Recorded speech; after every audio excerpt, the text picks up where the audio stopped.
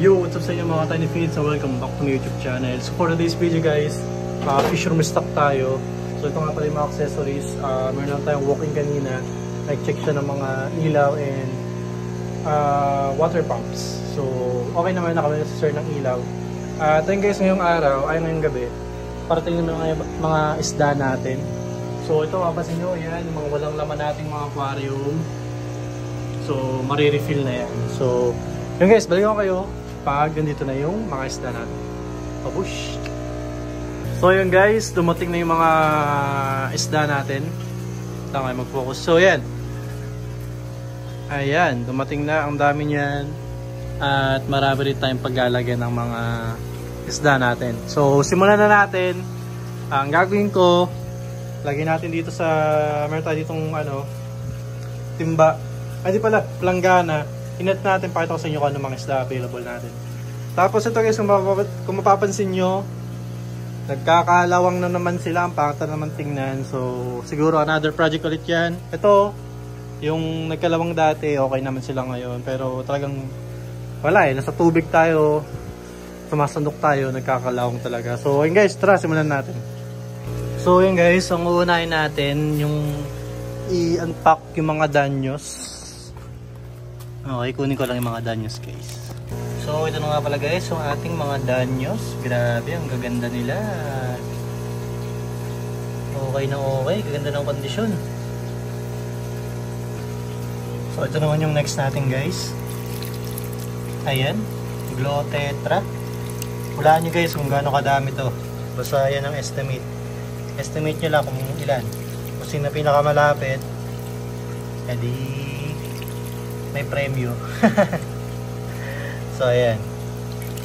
So, estimate nyo guys ha. So ito guys, lagyan natin sila dun.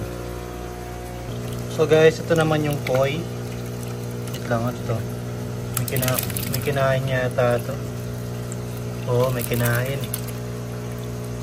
Wait lang, tanggalin natin yung kinain na ito guys.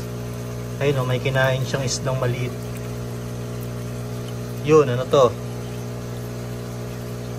Mukhang molly or albino cichlid. Siguro yung kinain yan.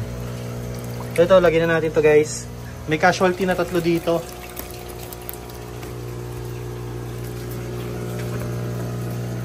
Okay. All goods. All goods. Sana makarecover. Pero base naman sa langoy nila, okay guys, base sa langoy nila, hindi pa masabi. Ay, di pala, okay pala. Yung iba okay. Pero yung iba, yung kasi mga early signs guys ng sleeping koi disease. Pero sige, ayun, nakatulad yan. Sign na yan, pero diyan natin, tingnan natin. So yung shrimp guys, hindi na natin to ininit kasi mahirap tong init guys, baka sumabit yung mga hipon na maliliit. Okay, ito lang guys ha, wala akong hawakan eh. Ito lang ha, yan na lang natin to guys, tanggalin lang natin sa plastic. Yan, mahirap kasi pag wala tayong cameraman o kaya wala tayong camera stand. So okay ito guys, pakita ko sa inyo, madami-dami rin to. Okay, release na natin ang mga hipon. Hipon na mapupula. Okay. Yap. Baba na yan guys. Release. Yun na. Nagsibabaan na po ang mga hipon natin. Make sure lang natin na walang matitira sa plastic guys. Double check. Double check. Dito sa mga sulok-sulok. Kasi kadalasan dyan talaga sumasabit yung mga hipon. Pero mukhang all goods naman. Okay guys. Panalo. Nandiyan na sila. Sa kanilang bagong lungga. So naglagay tayo ng ilaw para mabuhay yung mga plants. Pasensya na kayo guys. Medyo hindi pa ganun kaganda yung setup natin. Yan nyo. Kapag nagkaroon talaga tayo ng malaki-laking space, paglalaanan na natin yan. Pero yun sila, mga hipon. All goods. So ito naman guys ang ating light colors ng mga mollies. So nagtataka kayo kung ba't ko pinaghihiwalay yung dark colors. So kino-consider ko kasi yung dark color yung black and orange saka yung black. So nilagay ko sila dito yung mga black. Kasi pag dito natin lagay sa mga black tabs, mahirap sila makita. So ito, dito ay sa black tabs. Diba? Okay. Lipat ko lang to guys.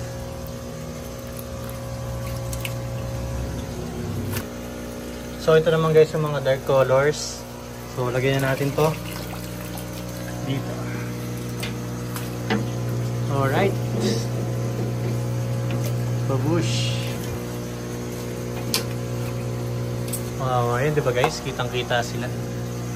Ayos. So ito guys yung ating mga Oscar.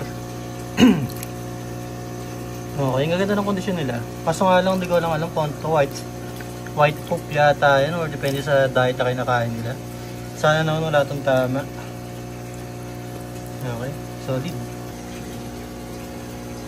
So ito naman guys yung ating angelfish. Maliliit yung size na dumating. Hindi ko ina-expect na ganito sila kaliliit. Pero wala eh, bihira talaga angelfish ngayon. Kaya lagyan na natin to. Ito exclusive lang itong tank natin na to pang angelfish. Tapos lagyan natin ng plants. Plants. So yan guys. Okay. Meron pa pala tayong yellow shrimp.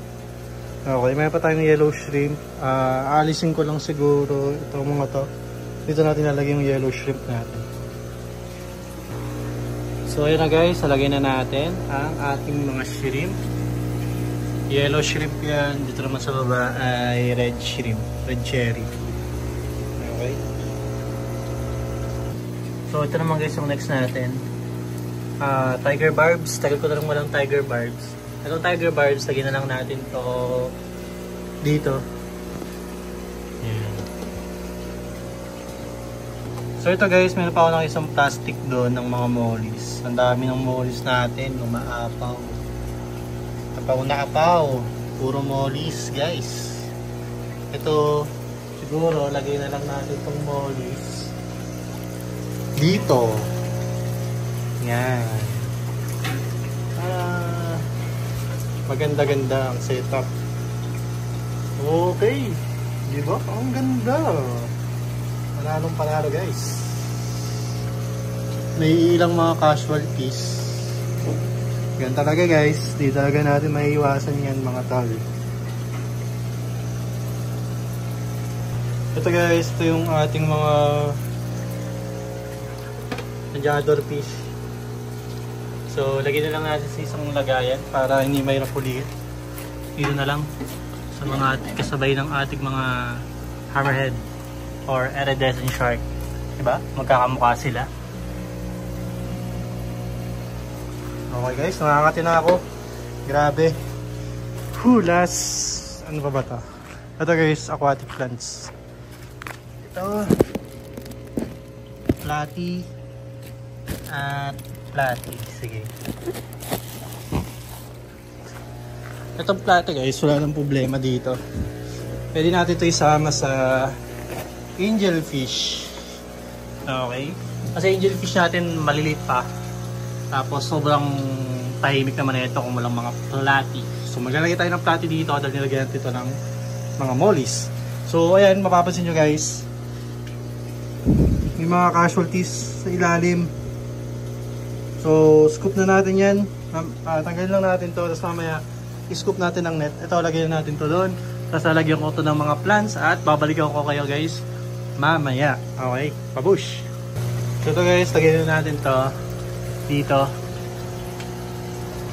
Okay, advice ko lang sa inyo guys, pag angelfish yung maliit pa, okay lang, lagyan nyo ng mga kasama. Pero pag lumaki na yan, tapos lagyan nyo ng mga plating ganitong kako-cute, kawawa guys, tutukain lang yan sa mata. So okay na, all goods. Lagyan na natin yung mga plants. Yo guys, pasensya na, medyo pause na ako, no? Pero sobrang sulit, ano? Ilang oras ba? 2 oras ata ako nag-asikaso ng mga isda. At yun, mapapansin yung kamay ko. Yan, nagtutukla pa na. Okay ba yan guys? So, Ayun, okay na yung setup natin. Sobrang ganda ng kinalabasan. Ano? Dito, wala lang ilaw dito. Pero palagay ng ilaw dyan. Sobrang ganda niyan. Ang guys, so yung mga shinump natin, mga active. Okay. Guys, merong eggs. So, merong eggs yung ating ano. At ito, madami tayong mga plants, platis. So, yung mga pa guys, sige. Simulan natin. Ibaba camera ko sa inyo. Pakita ko sa inyo mga available nating isda. Ano? Okay. Dito guys, pagkapasok nyo, grabe, papasok kayo. Ito guys, ito, tsaka ito, medyo wala talagang tubig yan kasi nga, binabaan ko lang. Kasi dito, magka-overcrowd tayo dyan ng mga molds. Tapos dito naman, nagpaparecover tayo ng mga koi. So dito, meron tayo dito mga Glotetra. As usual, syempre. Ayan. So marami tayong Glotetra dito. Ibang kulay. Tapos sa baba niyan, sa mga black buckets natin or storage box, meron tayo mga mollies. Ito mga mollies din to. Ito mga koi. Ayan. Sana makarecover pa yung iba. Pero hayaan muna natin yan. Huwag natin isipin yan. Okay, isipin natin tong kagandahan dito guys. Pag may ilaw, sobrang ganda tignan yan. So imagine nyo guys, ito yung rack na yan, same dito, diba? Ay sobrang sigla kasi may ilaw, may mga plants, ang ganda ng kulay. So ayan. So, dito mga mollies and danyos, meron tayo mga konting rosy barbs, may mga Glotetra rin, and plants. Pasensya na kayo guys, nakaubo kasi nga wala pa akong kain, hindi pa ako nakakainom ng tubig. Salita ako ng salita. So yan, meron tayo ditong hydrilla, kabomba. So ito yung kabomba. Ay hindi pala. Ay may ibang tawag pa dito guys. Isang klase pa ng kabomba. Nakalimutan ko na. Pero ayun, ito, ayusin lang natin to guys. Naipit siya. Ambula ba yun guys? Correct me if I'm wrong Kung ambula yung isa. Para siyang ano siya, para siyang kabomba. Kasi yan, meron tayo itong hydrilla. Okay. Hydrilla, kabomba. Ito ay red rubin. Okay, red rubin. Oo, red rubin yan. Ito, red rubin din. Mga broadleaf. Okay. Yan. Tapos dito sa baba, stricta. Oh, tama, stricta. Okay. So, yan, marami din tayong mga accessories, guys. So, ito, tiger barbs. Ang ganda ng condition. Yan nga, mga shrimps natin. Yan. Dito, hammerhead and pleco. Dito naman, Oscar. Okay. Ito naman, yung ating mga Glotetra. Sobrang dami nila. Sobrang nakakatuwa. At ang dami rin natin ng mga plants. Okay. So, yun lang guys, ang aking masishare sa ngayon. Angelfish natin, ang gaganda. So yun guys, nag-enjoy kayo sa video na to. At buti naman medyo maginhawa na yung ating fish room. Okay. Talagang pinipiga ako din talaga guys. Kasi gusto ko talaga pagkapasok, diba? Papasok ka, pagkapasok mo kahit na maliit yung fish room, makita mo ang daming isda. So, ano pa yan guys, konti pa yan kasi kukunti pa yung variety, kukunti pa yung mga breed ng mga isda natin.